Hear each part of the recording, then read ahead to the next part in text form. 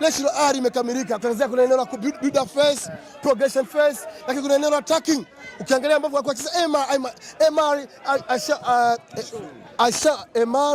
Ashur ni bonge moja ya player ambaye anaweza kufungua defensive ambao ni very intact kama defense ya Yanga Afrika ambayo ilikuwa na Baka, Dickson Jobu pamoja na Isa Patrick Mwenda pamoja na Shadrack Boka.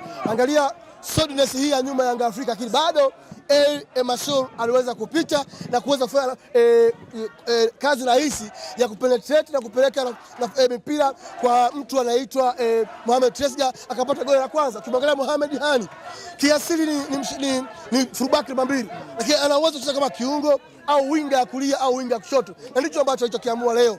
Ukiangalia anticipation aliyofanya kwenye eneo la wide space ya kulia ndio ambaye alizaa goli.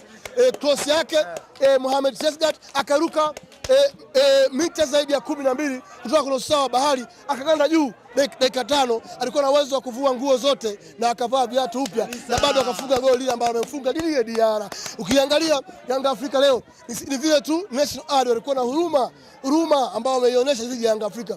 La kama walikuwa makatili, Yanga angeweza kupigwa hata wiki leo, kwa sababu ukiangalia Didie Diarra leo alikuwa haiko bora mchezoni, lakini ukimwangalia Principal leo Dube wote chance amemiss chance ya wazi, yeye na goalkeeper akaamua kupiga nje, lakini pamoja na kuingia hapa Pacome Zouzoua ambao ni mtegemezi wao, lakini bado hajafanya chochote.